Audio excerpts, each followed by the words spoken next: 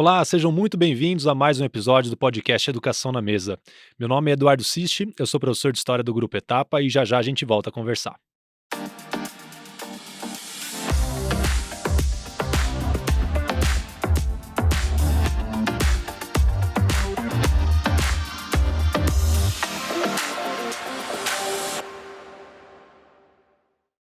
E antes da gente começar a nossa conversa, queria pedir para você seguir o nosso canal no YouTube, Educação na Mesa. Ativa as notificações que você recebe os alertas para os novos episódios. E lá também você encontra os episódios anteriores, tem muito material bacana. O tema da nossa conversa de hoje é As melhores universidades do mundo, um sonho possível. Aqui ao meu lado, apresentando comigo, o professor Rodrigo Mutuca, professor de português do Grupo Etapa. Tudo bem, Rodrigo? Tudo ótimo, Eduardo. E você? Tudo certo. E o nosso convidado é o professor Edmilson Mota, está à frente da direção do Colégio Etapa, tem bastante experiência com aprovações internacionais. Seja bem-vindo, Edmilson, tudo bem? Oi, pessoal. Pessoal que está assistindo aí, obrigado por prestigiar. Vamos tentar tornar a conversa bem produtiva, cheia de informação aí sobre esse tema que está cada vez mais sendo tratado, as pessoas percebendo a importância, a relevância, a possibilidade. Então, vamos ajudar o pessoal a considerar essa um caminho real, aí, o caminho das melhores universidades internacionais. É muito interessante, Ed, você mencionar caminho, porque eu tô olhando para trás, para o passado, para quando eu conheci o Etapa, né? Eu fiz cursinho lá em 99, 2000, e na época eu lembro de algumas propagandas com um aluno, né, o Rui Lopes Viana, se eu não me engano, e ele estava muito identificado a uma aprovação numa universidade de alto nível lá nos Estados Unidos. Como ele talvez tenha sido o nosso primeiro aluno a conseguir essa aprovação, eu imagino que não havia todos os recursos que nós temos hoje à disposição. Eu gostaria que você nos lembrasse, como que foi naquela época a aprovação do Rui? Como que foi conseguir com que um primeiro aluno chegasse tão longe? Naquela época a gente não tinha conhecimento nenhum do processo, né? Até era um período que, essencialmente, pensando nos Estados Unidos, né? Pensando nos Estados Unidos, não havia estudantes brasileiros que iam para os Estados Unidos, a não ser se tivessem família lá ou tivessem já estudado lá, né? Então era um procedimento ou de famílias muito ricas ou de pessoas e famílias por uma questão de história de vida, isso fazia sentido para eles. Mas você não via um aluno de uma escola brasileira com uma formação focada aqui mesmo no nosso país na educação básica, olhar isso como uma possibilidade e ter uma aprovação. Então foi algo que realmente não acontecia, não é uma coisa que não acontecia no Etapa, não acontecia em lugar nenhum. Na verdade, mesmo as universidades americanas, eu acho que eu já citei isso brevemente no começo aqui da minha fala, mesmo, de alguma maneira, mas deixando bem claro, mesmo as universidades americanas não tinham a prática de aceitar alunos brasileiros, só naquelas condições que eu coloquei anteriormente, situações bem ligadas a uma história familiar e a um contexto. Então foi algo que foi novo para todo mundo. Para o Rui, por conta que ele tinha tido um resultado muito forte em competições acadêmicas, então isso se tornou uma possibilidade para ele, mas algo que também foi introduzido como uma possibilidade assim no último momento. Então a gente não tinha nenhum domínio, nenhum conhecimento e foi tudo meio sendo feito com muito carinho, muito cuidado, mas da maneira que a gente achava que fazia mais sentido, né? Então, a única coisa positiva que a gente teve naquela candidatura foi não ter vergonha de errar, tentar fazer as coisas da melhor maneira possível, mas realmente não sabendo o que era uma candidatura internacional, o que se esperava, né? A gente só via um aluno com uma grande capacidade acadêmica e, de alguma maneira, isso podendo ser valorizado por alguma universidade de fora. Você menciona que ele tinha uma grande capacidade acadêmica. Ele participava de Olimpíadas, algumas competições culturais. Como que era o Rui? Ele ganhou a Olimpíada Internacional de Matemática, né? Mas, na verdade, naquela época nem fazia muito sentido falar em competições culturais, porque só havia basicamente a Olimpíada de Matemática, né? Essa realidade de hoje, que tem a Olimpíada de História, de Geografia, de Linguística, de Física, de Química, de Neurociência, de Astronomia, de Robótica, e eu devo ter esquecido algumas várias, isso não existia, era só a Olimpíada de Matemática, e ele foi medalha de ouro na Olimpíada Internacional de Matemática, que era a principal competição. Então, basicamente, ele tinha boa chance de aprovação. É engraçado que se a candidatura dele fosse um ano antes, ele provavelmente não seria aprovado, porque ele se candidatou só para o MIT, e o MIT considerava, é até um tema que a gente vai voltar depois, né, que é um tema bem importante, o MIT considerava alunos de competições com um perfil muito estreito, e as universidades americanas em especial preferem alunos com características mais diversas, de interesses, de atividades. Então, eles consideravam que ainda de Olimpíada, mesmo o MIT considerava um interesse muito estreito. Naquele ano, por uma coincidência enorme, o MIT tinha apanhado vários anos de Harvard na competição universitária acadêmica que chama PUTNA, né, que é uma competição de matemática, e o MIT estava com isso na garganta, apanhado seguidamente de Harvard, e Harvard tinha vencido com antigos alunos que eram oriundos de Olimpíadas de Matemática. E aí o MIT decidiu montar uma equipe, né, com alunos de competições, em especial da IMO, e o Rui, sem saber, e a gente sem saber, ele pegou essa onda, era uma marolinha que estava começando a surgir como onda, e ele surfou na primeiríssima onda. Isso é uma história que eu contei pouquíssimas vezes, até para vocês, eu nunca contei, né? Pouquíssimas pessoas sabem essa história. Se a candidatura do Rui por MIT fosse um ano antes, ele não seria aprovado. Essa eu não sabia. Né? Edmilson, no meu tempo de escola, acho que de vocês também, como o Rodrigo mencionou, a gente não tem essa lembrança de alunos indo estudar fora, né? Pelo menos eu não me recordo. Ultimamente, nesse tema ele vem ganhando maior projeção, muitos alunos demonstram interesse em estudar fora, só que às vezes eu sinto um certo desconhecimento, um despreparo de por onde começar. Então, a partir do momento que o aluno decide, eu quero almejar uma vaga numa universidade estrangeira, o que ele tem que considerar? Porque essa sensação de que basta estudar a fundo os temas que são preocupações dos nossos vestibulares nacionais, eu imagino que não funciona dessa forma, né? Um aluno que de repente se prepara para o Enem, para uma FUVEST, Unicamp, basta isso para ele ser aprovado fora e quais são os outros requisitos que ele vai passar? Academicamente, basta ele se preparar para um Enem, uma FUVEST. O Brasil tem um nível acadêmico bastante alto. É até engraçado falar isso quando você vê o Brasil em últimos lugares do PISA, etc. Mas o fato é que o nosso problema não é os programas, os conteúdos que se espera que os alunos tenham durante a educação básica. Isso é super exigente, né? Um aluno brasileiro, voltando para os Estados Unidos, um aluno brasileiro, se for cumprido o que está na BNCC, as intenções que a gente tem desses projetos, novo ensino médio, etc., ele vai ter estudado muito mais conteúdos de todas as disciplinas, seja humanidade, seja linguagem, seja ciência, seja matemática, do que um aluno dos Estados Unidos, por exemplo, né, que era o país que ele estava falando. Então, academicamente, isso é suficiente. Mas tem alguns aspectos que eu falando aqui, vocês vão falar, isso é óbvio, mas que é o óbvio fundamental. Língua, por exemplo. Se eu quero estudar em outro país, eu tenho que dominar a língua daquele país, né? E dominar no sentido que permita eu cursar uma universidade, né? Então eu vou ter que ter um domínio da escrita, domínio da fala, que não é o domínio de turista, ou o domínio de, se me largarem lá, eu chego em qualquer lugar e eu consigo conversar com as pessoas, até eu estou colocando um pouquinho além do turismo, assim, você conseguir ter uma conversa produtiva. É a língua no nível acadêmico, como a gente tem o do português, né? Então, essa já é uma primeira condição indispensável, né? E se você tem interesse para estudar fora, primeiramente esse interesse tem que ser por conta da necessidade, por exemplo, de você dominar a língua, ele tem que ser focado, ele tem que ter um estreitamento, né? Não pode ser, eu quero estudar, deixa eu ver o que eu quero estudar. Música na República Tcheca é legal, então deixa eu estudar música na República Tcheca. Eu estou falando essa história, parece que eu estou inventando, é real, tá? Eu acho que eu queria, o que você queria? Eu queria estudar música. Não vai dar certo, mas você vai estudar tcheco, como é que é? Seleção de universidades de música na República Tcheca.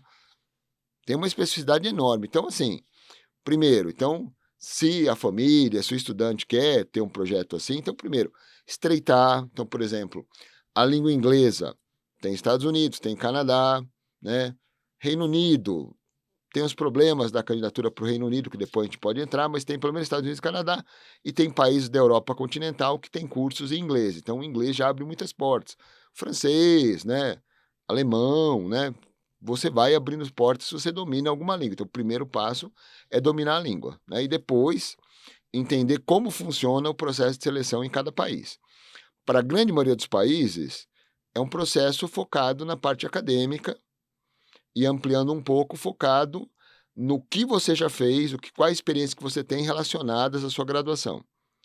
Para os Estados Unidos e um pouco para o Canadá, isso muda bastante, que eles vão ter aquela chamada visão holística da sua candidatura. Legal, é bacana você citar, né, o quão complexo é esse processo.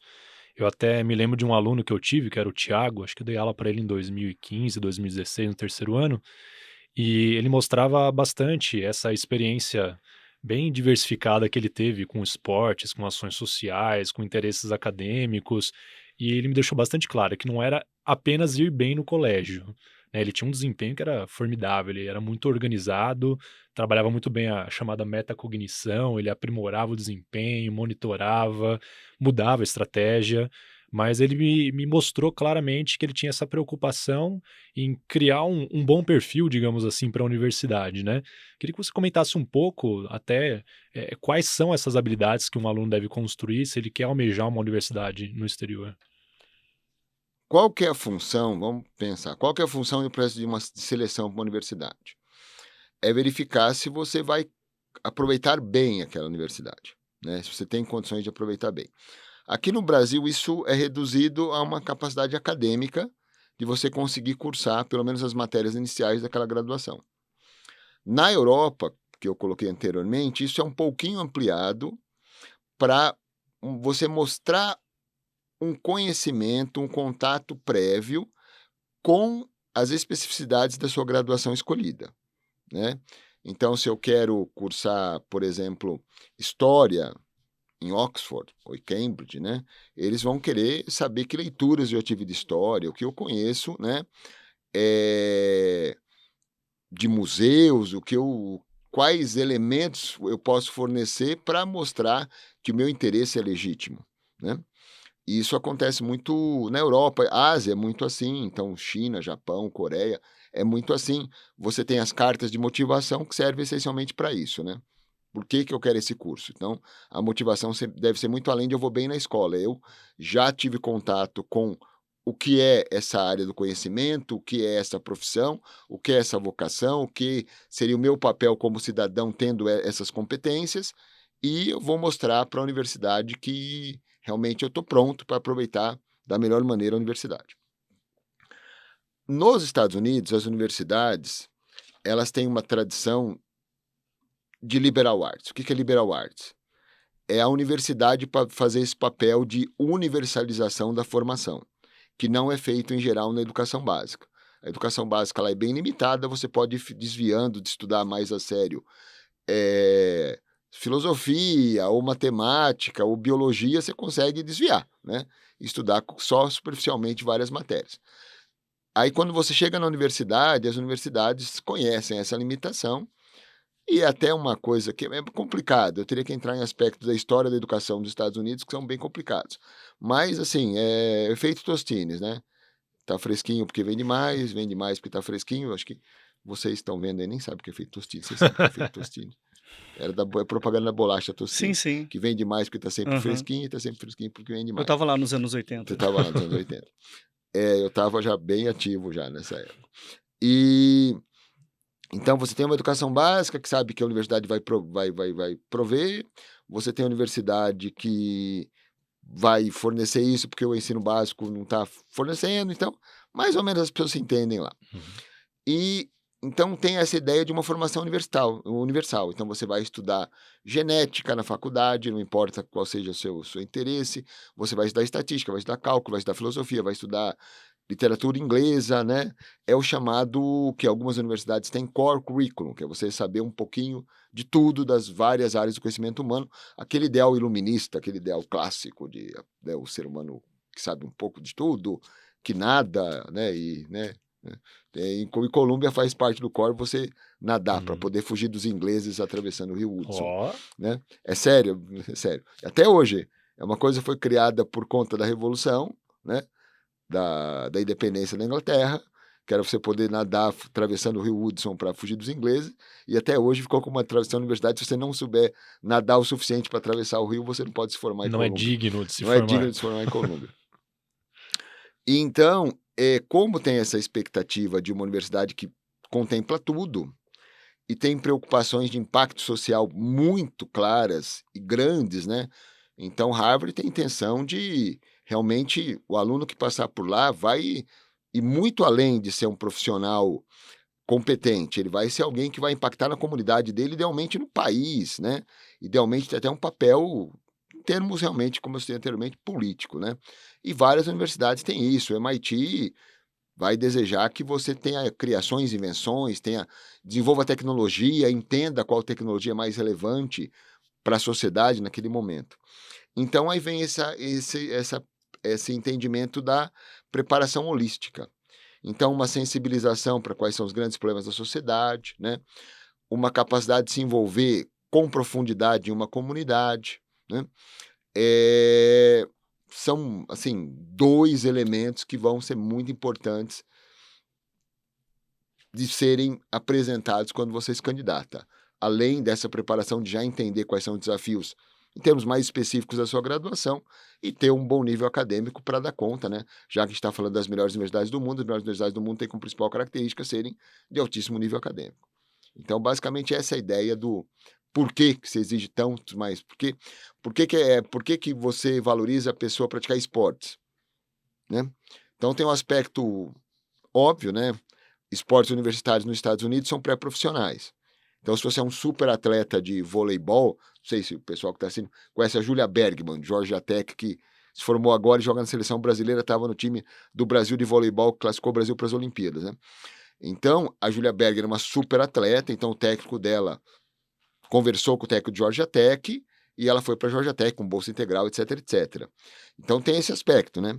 Mas, se você não é a Júlia Bergman, uma super atleta olímpica, se você pratica esporte, você entende que esporte você depende do outro, você exerce papéis de liderança, você entende o papel de um outro atleta como líder.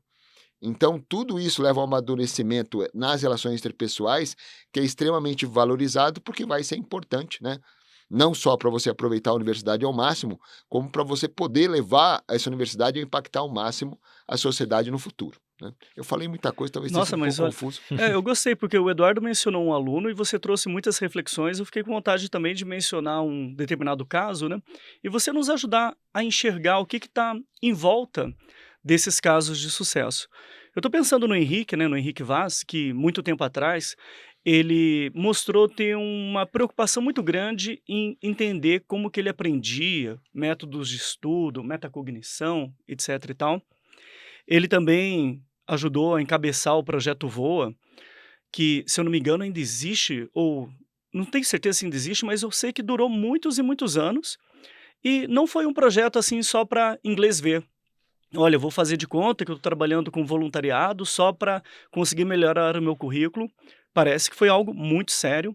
E até mesmo a carta de motivação, eu lembro que ele me mostrou o que estava na cabeça dele, parecia ser alguém que aparentemente sabia, em certos aspectos, o que desejava trilhar na faculdade, na universidade.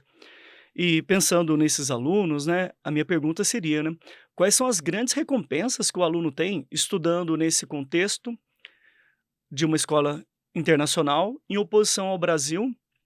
Mas você pode pensar em casos específicos, exemplos de alunos que conseguiram tirar uma formação acima do esperado. É, as universidades de, de fora, as melhores, então é claro que elas têm um nível acadêmico excelente, que vai te abrir portas muito, eh, oportunidades excepcionais em termos profissionais, né? Então isso é bem claro, né? Mas se você estiver preparado e a universidade vai querer avaliar isso, se você estiver preparado para aproveitar a universidade de maneira muito intensa, você vai ter situações que realmente, em especial nos Estados Unidos, são muito difíceis de você reproduzir em outro lugar por conta das universidades americanas terem, assim, aí você bate numa coisa muito concreta que é ter dinheiro para ter iniciativas muito diversas, né? Então, oportunidades de você fazer períodos fora da universidade para conhecer outras comunidades mais carentes, às vezes simplesmente diferentes, né? O caso do Henrique, por exemplo, o Henrique foi para o Japão, dar aulas no Japão, num projeto de Harvard, né? Então lá você não vai ter carência, mas você vai ter um universo totalmente diferente do universo brasileiro ou norte-americano, né, ou dos Estados Unidos. Às vezes os alunos vão para ações, assim, em países mais necessitados, África, e vão sentir realmente como, né, mais concretamente, eles, dentro da sua especialidade, podem impactar em que a vida seja melhor para esses países que ainda estão lutando contra necessidades muito básicas, às vezes de saneamento, de água potável. Então, todas essas oportunidades de sensibilização maior ainda são oferecidas, mas justamente por isso eles esperam que você já tenha mostrado essas preocupações de maneira legítima anteriormente, né? E até eu vou aproveitar e emendar uma outra coisa, Rodrigo.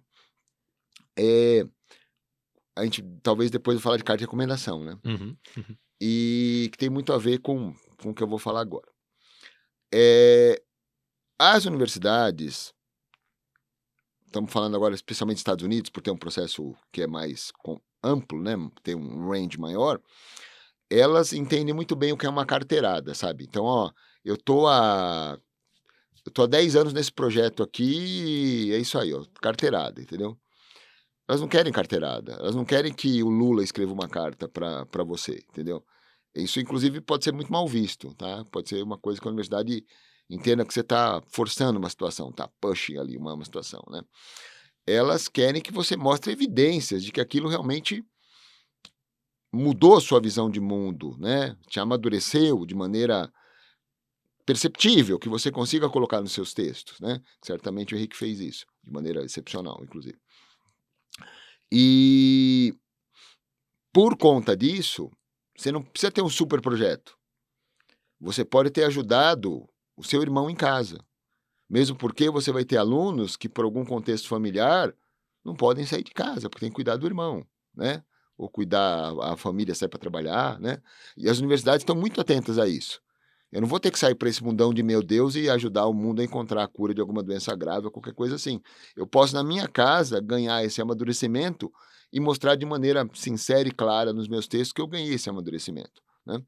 Então, quando a gente começa a falar de alguns alunos que fizeram coisas grandes, às vezes pode passar a impressão que eles estão esperando conquistas enormes, né? A pessoa campeã olímpica com 15 anos, ou que teve que ter um desafio absurdo, assim, de um problema familiar gravíssimo, muito jovem. Não. Dentro do contexto de cada estudante, que é totalmente diferente, né? Tem gente que tem sorte na vida, que, né? Não é uma pessoa má porque não teve nenhuma doença grave na família, ou tudo ok. Mas a pessoa tem como mostrar que dentro daquele microcosmo dela, ela foi atrás de estar melhor preparada para os grandes desafios, né? Esse é o ponto principal. E depois a gente vai falar de carta de recomendação, porque eu comentei anteriormente carta de recomendação. É isso que eles vão esperar de uma carta de recomendação. Não uma carteirada, mas uma mostra de que, olha, essa pessoa que está disposta, já deu evidência que quer amadurecer, quer aprender, quer realmente fazer esse mundo um mundo melhor. Então vamos aproveitar, falar de carta de recomendação, né? Quando os alunos procuram os professores para aceitar a escrita da carta, eu pelo menos já peguei alguns casos desses, né? Alguns alunos tinham esse histórico que você mencionou. Eles davam aulas para alunos de baixa renda aos sábados, praticavam ações sociais, tinham casos assim bem excepcionais. E outros alunos com histórico tido como mais comum, né, e que não aconteceram grandes coisas, mas que mostravam: "Olha, em determinado momento eu tive que lidar com um desafio aqui em casa, que era organizar as atividades, lidar com provas, lidar com questões pessoais, com pressão e etcétera". E eu achava muito legítimo isso, né, soava como bastante natural, nada muito forçado. E a primeira carta de recomendação que eu peguei para escrever, eu senti dificuldade de como estruturar aquele texto, e eu não sabia exatamente o que que a universidade estava esperando dessa carta. E eu tive um suporte, né, do setor internacional, inclusive acho que melhorou muito minha prática de escrita a partir disso, porque todos os anos os alunos vinham procurar e a gente tinha que ter longas conversas, né, para eu entender quem era aquele aluno, qual era o contexto dele e de que forma transformar aquela carta em algo plausível para a universidade. Eu queria que você comentasse um pouquinho melhor, né, detalhar assim, o que que se espera dessa carta, qual que é o impacto que ela tem na aprovação? É grande? É assim, primeiro eu vou falar pelo negativo aí, só para evitar alguns preconceitos que as Uhum. pessoas têm, né? Não é um nada consta que o desabone, né? Não é esse jovem é o gênio, né? Porque tem umas lendas, não, porque fulano de tal, que depois ganhou o prêmio Nobel, quando ele ia fazer o doutorado, alguém escreveu uma carta de uma linha dizendo que ele era um gênio e ele foi aceito no doutorado. Essa história provavelmente é falsa, mas para uma carta de pós-graduação ela tem algum sentido, porque numa carta de pós-graduação importa mais quem escreve, né? Que a pessoa está colocando em risco a reputação dela acadêmica, do que realmente... Quem escreve importa muito, né? A qualidade da carta vai importar, mas quem escreve importa muito. Cartas para graduação, para acesso da educação básica para a universidade, quem está escrevendo não tem a menor importância. O que está importante é o conteúdo mesmo. E qual que é a ideia? É serem experiências que mostram um amadurecimento daquele aluno em diversos sentidos, o acadêmico, o pessoal, o interpessoal, que foram vividas conjuntamente entre ele e o professor. Então, por isso, quanto mais convívio, mais valiosa a carta é. É isso que a universidade quer ver. E coisas hiperbólicas, é a pessoa mais fantástica que eu já vi na minha vida, isso eles leem em diagonal, isso. Para eles não tem valor nenhum. É o que você viveu com ele, eu vou ler e eu, universidade, vou dar minha interpretação do quão isso foi importante ou pode ajudá-lo a cursar bem aqui, aproveitar bem as oportunidades que ele vai ter. Legal. Bom, Ed, você falou que contar com alunos de alto nível de qualquer lugar do planeta parece que é um grande sonho das universidades americanas de ponta. Imagino que outras universidades de ponta de outros países também devem pensar de forma igual. Se eu conseguir ter aqui um aluno genial do México, da Guatemala, da Indonésia, vai ser melhor para o meu campus. E tem aquele entrave, né, do idioma. Quais idiomas o aluno deve pegar e aprender? Mas, ao mesmo tempo, existem alguns atalhos. Você disse que tem alguns cursos que o aluno, dominando o inglês, ele pode conseguir estudar na França, talvez na Itália, no Japão. Você poderia explicar um pouco mais como que o aluno pode pegar e abrir o seu leque de opções, tomando algumas decisões corretas? É cada vez mais comum você ter universidade de ponta na Europa e Ásia com cursos em inglês, né? Japão, China, França, Alemanha, com cursos em inglês, Itália, né? A Bocconi, por exemplo, que é uma escola de negócio. Por quê? Justamente para poder ampliar a captação, né? Se você restringe a pessoas que sabem a língua do seu país, isso acaba restringindo a captação. E uma outra ação, até emendando outro assunto, a gente falou de Enem, etc.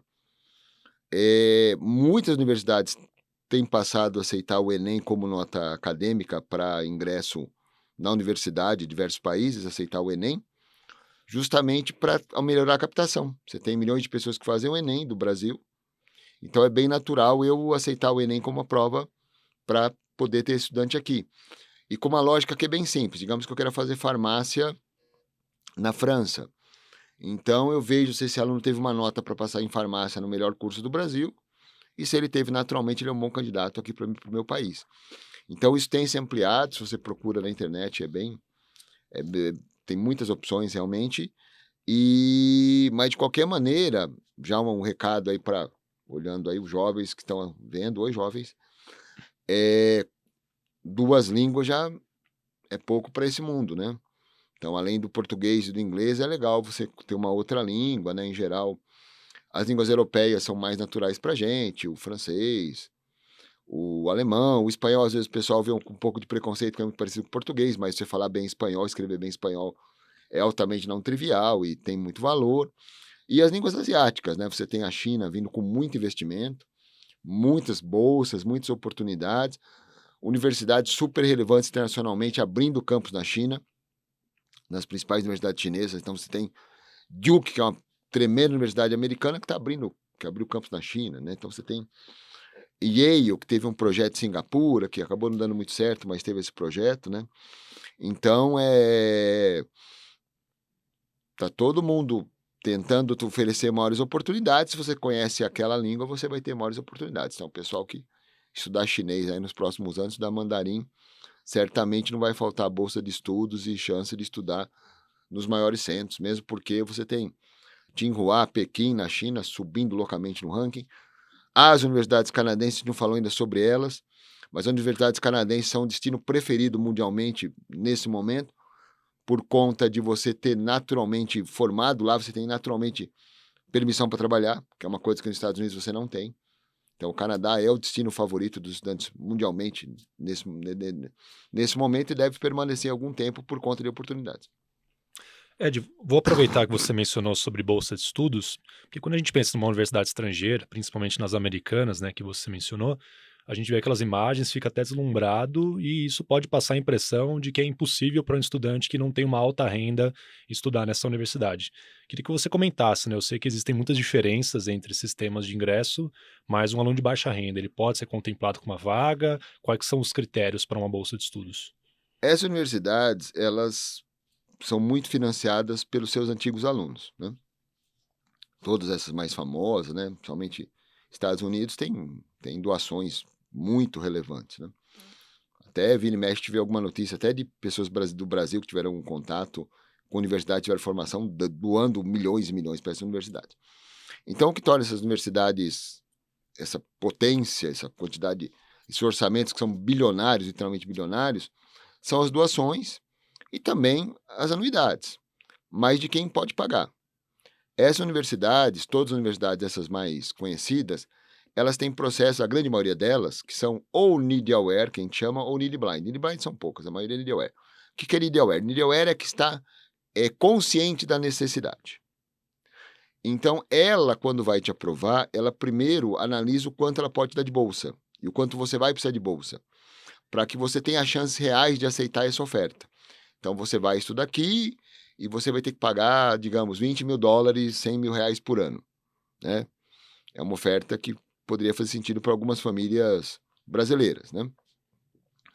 E essas ofertas, elas são feitas com muito cuidado, porque é fundamental para o ranking da universidade que você aceite a oferta. Se você não aceita, isso impacta no ranking. Então, quando elas fazem a oferta, é uma oferta que vai levar muito a sério a chance de você conseguir arcar com aqueles custos, né?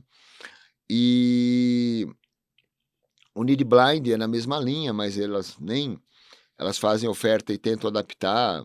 Não é Need Blind que não vai olhar a necessidade, né? Então elas tentam oferecer tudo de bolsa que você precisar. O Need Aware, em geral, as bolsas são um pouco menos generosas do que Need Blind.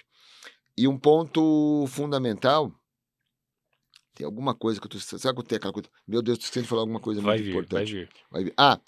Esse valor, quando fala que a Universidade X custa $70 mil por ano, nunca é o valor da mensalidade, da anuidade, é sempre o valor cost of attendance, que se chama, né? Cost of attendance, que é tudo que você vai gastar para estudar lá. Então, não é só a anuidade, é a roupa que você vai ter que comprar, a comida que você vai ter que consumir lá, os livros, viagem para de volta para o seu país de origem, transporte, é tudo incluído nessa anuidade, tá? Então as pessoas às vezes se assustam, os valores são muito altos mesmo, mas aquilo não é só tuition que se chama, não é só anuidade ou mensalidade, é o custo total para você conseguir cursar aquela universidade, né? Isso para a Europa, às vezes não é, né? Mas valores para aí é o valor só da anuidade mesmo, da mensalidade. Mas Europa, a Ásia em geral são super subsidiados, a França, por exemplo, é um lugar que subsidia muito, na Alemanha ensino superior é de graça, então aí até perde o sentido o que a gente está falando. Eu gostaria de saber, Ed, muitas vezes, né, a gente pode ficar imaginando assim, né? Ah, quais são as universidades de ponta? E a gente acaba não olhando para outras universidades que talvez não sejam as mais famosas, mas oferecem o ensino da mais alta qualidade, principalmente comparando com as opções que nós temos aqui no Brasil. Então você poderia nos ajudar a abrir o leque mencionando outras possibilidades que os alunos têm, além daquelas mais famosas? É assim, aqui em geral, o mais famoso imita muito, né? Porque assim, a USP e Unicamp, em geral, eles ficam na posição 250, 200, 250 do ranking mundial, né? Saiu o ranking do Times Higher Education semana passada. Então fica lá, 200, 250. Então você tem 200 universidades que são melhores. Tenta listar 50 universidades. É difícil, né? Então, tem muitas universidades que a gente nunca ouviu falar o nome, que são muito bem estruturadas, academicamente do mesmo nível, ou até, muitas vezes, até é triste falar isso, muito superiores a qualquer universidade brasileira, né? E até levando em conta que as universidades brasileiras, USP e Unicamp, conseguem posições mais altas no ranking por conta da pesquisa acadêmica está muito centralizada nessas universidades. Se você contar os outros elementos que entram no ranking, elementos mais de laboratório, de estrutura, aí a USP e a Unicamp ficariam bem mais para trás. Então, em resumo, onde eu quero chegar, tem muitas universidades, uma lista gigantesca, né? Que você teria condições, é até um pouco triste falar isso, mas muito superiores a qualquer universidade brasileira. Além da experiência de viver em outro país, uma vivência que é muito formadora, que é na universidade, então não é um passeio, não é um intercâmbio, é uma coisa muito séria, né? Que vai impactar na sua vida, sua cultura, seus interesses, até talvez a sua família conhece alguém lá e fica por lá, né? Muitas vezes acontece isso. Então, assim, até as universidades que eu citaria aqui, talvez até são muito, muito de ranking muito, muito alto, né? Assim, universidades que as pessoas em geral não conhecem, Amherst, sei lá, uma universidade liberal dos Estados Unidos, super prestigiosa, que provavelmente no Brasil as pessoas não têm muito contato, mas mesmo isso é o ranking lá em cima, né? As canadenses, né? Então, Toronto, UBC também, né? McGill, são universidades do topo do ranking. Eu citei da China, Tsinghua, Pequim, né? A Bocconi eu citei da Itália, a Polytechnique da França, mas Munique, que é uma universidade da Alemanha, também está super lá em cima no ranking. Eu também estou sendo muito seletivo, é difícil, assim, você seria muito feliz em universidades que não são nenhuma das 100 primeiras do ranking, mesmo pensando estritamente em ranking, é uma forma muito simplista de ver as coisas, né? Mas tem elementos que têm uma certa importância, né? Então, você pegar uma universidade 150 do mundo, você está muito à frente da USP em ranking e provavelmente com uma estrutura maravilhosa e provavelmente com um contexto cultural excepcional, né? Tem ainda, a gente nem tratou muito de Suíça, tem o ITHA, tem o Instituto Tecnológico de Lausanne, vixe, é muita universidade boa, né?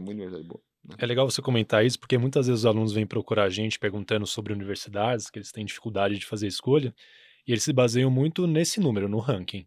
Às vezes até aluno que vai prestar uma universidade aqui no Brasil, ele fica em dúvida, USP ou Unicamp, ele vai para o ranking daquela semana.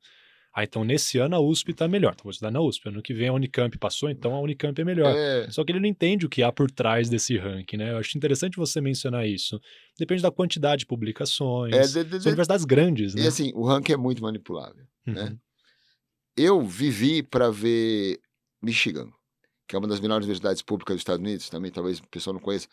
A gente conhece as Ivy Leagues, mas tem as Public Ivies, as universidades públicas de primeira linha dos Estados Unidos. Michigan, North Carolina, UVA, né, que é Virgínia, tem um montão. Georgia Tech, certamente eu vou estar deixando de falar um monte. Michigan eu vivi para ver o preço subir de 40 mil para 80 mil. E é pressão do ranking, porque a qualidade acadêmica é só um item do ranking. Aí você precisa ter o ginásio, o laboratório, o balé, o clube de dança indiana. Aí a mensalidade a anuidade vai tchum, tchum, tchum, tchum, subiu muito. E ela ganha Foi pontos. um dos motivos que teve um skyrocket aí, as anuidades, teve uma subida absurda das universidades americanas dos tuitions, por conta de adaptações à pressão do ranking. E um dos principais rankings é o ranking da Newsweek, né? E o ranking da Newsweek ele é muito criticado atualmente, né? Porque a Newsweek não é uma revista, né? Que é muito prestigiosa, assim, Não é né? acadêmica também, né? E ela acabou tendo essa influência maléfica das anuidades subirem e acabou ganhando uma proeminência enorme. O pessoal tem criticado bastante isso, até por conta de que impactou nos bolsos das famílias. Então o pessoal ficou bem bravo com essas coisas. Eu tenho uma pergunta, né? Lá no Etapa nós temos o departamento internacional, o setor internacional, e tem muitos alunos que pensam assim: poxa, que legal, eu quero estudar isso daí. Se eventualmente o aluno participar de todo esse processo e por alguma razão decidir não estudar lá fora, quais são os grandes benefícios de o aluno se preparar para estudar no exterior, mesmo que por alguma razão ele decida não ir para lá? O processo dos Estados Unidos tem uma coisa muito positiva, que ele traz um amadurecimento pessoal bem grande, assim, de você entender quais momentos da sua vida trouxeram maior amadurecimento, entender realmente qual foi esse aprendizado que a gente não tem muitos momentos para fazer isso, nem é muito estimulado a fazer isso, né?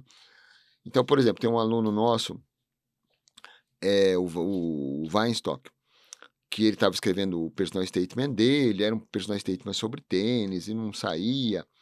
Ele fez, ele fez Stanford e agora está no doutorado, deve estar acabando o doutorado em Brown. Então ele tem uma carreira muito boa aí nas universidades, passou em universidades excepcionais. E aí a gente estava conversando, ele falou, mas não sei o quê. Aí eu perguntei do bar mitzvah dele, ele falou, não, mas eu não fiz bar mitzvah. Eu falei, calma, você é de uma família judaica bem estrita. Como é que você não fez bar mitzvah? Não, eu expliquei para minha avó e falei que eu não estava maduro o suficiente. Eu falei, esse é o tema do seu personal statement. Você tem que ter tido um amadurecimento muito grande para entender isso, né, e conseguir apresentar para sua família, sendo que você é de uma família judaica que segue realmente o judaísmo, né? E aí essas coisas que eles vão descobrindo, momentos que realmente eles tiveram amadurecimento. O que foi esse amadurecimento? Que a gente pensar, é metacognição, né? Esse pensar sobre esses momentos, a gente não tem muita oportunidade e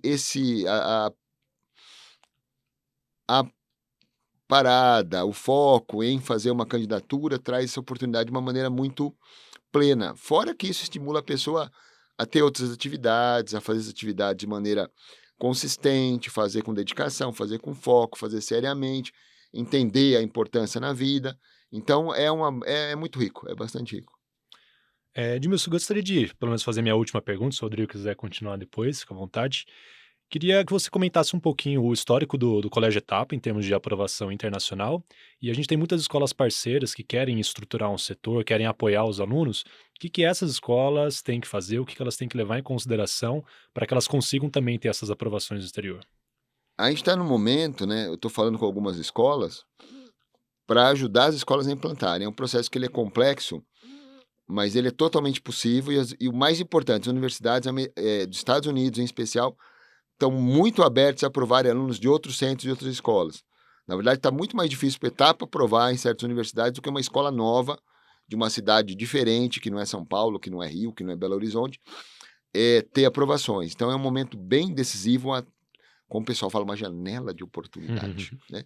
Que as escolas devem aproveitar. A gente está aí para apoiar, entrar em contato com o pessoal do sistema, com a nossa gerência acadêmica, que a gente vai se reunir com a escola e vai criar esse projeto, né? E essas escolas iniciais que aderirem, a gente vai estar bem próximo, porque depois a gente quer que isso vire algo maior para atingir todas as escolas, mas essas que estão agora são os early birds, como diriam os gringos, né? Vão ter um apoio muito especial. Então, estamos convidando. Legal. Bom, você mencionou que lá no exterior é muito comum o pessoal ter uma dupla graduação ou fazer intercâmbio em outras universidades, em outros países. Aqui no Brasil, caso por alguma razão o aluno não consiga estudar lá fora, ele consegue de alguma forma tentar trazer esses benefícios para a sua própria formação? Primeiro, uma coisa até que eu quero deixar claro, estava subjacente, sim, mas deixar claro. Temos excelentes universidades do Brasil, universidades, assim, as federais, muitas universidades federais de altíssimo nível. O ensino brasileiro é de alto nível, né? É que a realização, às vezes, é um pouco descuidada e tem ações governamentais que são, às vezes, meio confusas e que atrapalham, mas o ensino brasileiro é um bom nível quando ele é bem realizado, e aqui no Etapa, escolas parceiras, as principais universidades procuram fazer com muita seriedade, então o nível é muito bom. E justamente por o nível ser bom, as universidades internacionais têm muitos projetos com universidades brasileiras, por exemplo, a Escola Politécnica da USP, a mesma coisa acontece com a PUC do Rio, com a Unicamp. Eu vou falar aqui mais de perto do Sudeste, que são os que eu conheço melhor, né? Mas isso tem no Brasil inteiro. Tem projeto duplo diploma. Você vai cursar, né, na universidades na Alemanha, nos Estados Unidos, né, na França, na Itália, Espanha, e volta com o diploma de lá e o diploma daqui. A medicina, as principais faculdades de medicina do Brasil têm acordos com as principais faculdades de medicina do mundo. Emory, Johns Hopkins, Harvard, faz estágio lá, estágio que é só observacional, estágio até que você põe a mão na massa. Então, como as universidades brasileiras têm um bom nível, e tem muita gente boa, estudiosa, séria no Brasil, essas portas também são abertas na universidade. A Cris, lá no nosso setor internacional, a Constela, ela fala uma coisa que é muito bonita e correta, né? Tem que ter dois planos A, né? Melhor universidade brasileira e melhor opção fora, né? É para ter 2 planos A, não tem plano B aqui não. E geralmente os alunos prestam para diferentes universidades? É comum isso acontecer ou ele tem que. Os nossos alunos internacional, eles prestam todos os principais universidades aqui no Brasil e 12, 15 universidades Ah, é fora, dos bastante. Estados Unidos, porque o pool brasileiro, né, o número de alunos brasileiros candidatos é cada vez maior, não dá para você ficar fechando muito o leque que você não consegue aprovação. Bom, Ed, eu sei que você gosta muito de contar histórias, de usar metáforas, algumas metáforas bem inusitadas, mas tem uma que já é bem clássica, quando uma vez lhe perguntaram, né? Olha, mas como que a gente vai pegar e investir dinheiro, tempo, estrutura, se a gente não sabe que tem, se a gente vai ter alunos que vão comprar essa ideia, alunos que vão se engajar do jeito que a gente precisa. E eu lembro que uma vez você citou um filme, se eu não me engano, O Campo dos Sonhos, não foi isso? É, Você pode contar um Kevin pouco Costner, essa do metáfora? beisebol. Primeiro eu vou contar uma outra história, já que você fez Ótimo. história. Tem uma piadinha com o Mozart, né, que eu adoro, que é a seguinte. Provavelmente isso nunca aconteceu, mas é uma piadinha boa. Que perguntaram pediu pro Mozart ensinar uma família rica europeia. Pediu, não, ensina meu filho a compor sinfonias. Meu filho tem 10 anos. Aí o Mozart falou, não, isso é totalmente impossível. Ninguém compõe sinfonias aos 10 anos. Mas você compôs. Porque eu não perguntei para ninguém. Isso guiou minha vida. Eu consegui fazer muita coisa diferente na minha vida graças à inspiração dada por essa piadinha. Às vezes você não deve perguntar, a escola do interior não vai conseguir aprovar alguém numa universidade em Princeton, sabe? Se você não perguntar, vai. Só não pergunta, só vai. Não pergunta para ninguém se dá certo, só faz. Faz ser verdade, né? E esse Campo dos Sonhos é nessa linha, né? O filme não tem nada a ver, é um filme sobre beisebol, uma coisa muito de cultura americana mesmo, os grandes jogadores de beisebol vão se reunir se ele construir um campo, que é o Campo dos Sonhos. É uma coisa bem de cultura americana. O filme em si, eu não sou tão fã, não. Mas a frase "construa que eles vêm", eu sou muito fã, né? Não adianta você esperar, eu vou esperar ter o estudante que vai ser o estudante perfeito para passar no MIT. Isso não existe, é contexto. É, é o ambiente, a escola, o aluno, uma história. Então você constrói uma escola que vai permitir que alguém tenha conquistas incríveis e essa pessoa aparece. E ela não aparece porque ela era the one. Ela aparece porque ela precisa do contexto e vai botar o esforço dela. É tudo muito mais e além disso mais um pouco, etc., para isso se tornar realidade, né? Sim. E não pergunta muito não, viu? Só faz. Essa sua analogia do Mozart eu acho muito boa. Lembra até uma frase assim de que eu gosto muito, né? Que diz: às vezes, para acertar a mosca, a gente precisa errar o alvo. Às vezes, aquilo que a gente quer não está preso dentro de um gabarito que não leva em consideração as nossas reais necessidades e o nosso real contexto. Eu acho que isso desmistifica a ideia também de que as universidades elas querem alunos excepcionais, né? Pelo menos essa era uma concepção que eu tinha quando eu pensava numa aprovação estrangeira, que o aluno tinha que ser um gênio, que tinha que ser um aluno medalhista olímpico. E não Não, é necessariamente. alguém que vai. Quando eles falam diversidade, eles querem diversidade, um aluno que vai trazer um jeito brasileiro de ver a realidade, um entendimento nosso de perceber como ter ações mais relevantes para um mundo melhor. Legal. Bom, estamos chegando ao fim então do episódio. Edmilson, queria agradecer muito sua participação, acho que foi bem esclarecedor para quem ouve, né? Até para trilhar aí um caminho possível para uma universidade estrangeira. Então, obrigado aí pela participação. E como eu falei, tô falando para as escolas parceiras, eu quero vocês entrando nesse nosso projeto inicial, a gente vai fazer coisas grandes, sem perguntar para ninguém se dá certo. Muito obrigado, Ed, pela conversa, foi excelente. Obrigado. E dessa forma a gente termina mais um episódio do podcast Educação na Mesa. Vale lembrar que você pode seguir a gente no canal no YouTube, Educação na Mesa. Lá você encontra os episódios anteriores. Ativa as notificações que você recebe alerta para os novos episódios. Muito obrigado e até a próxima.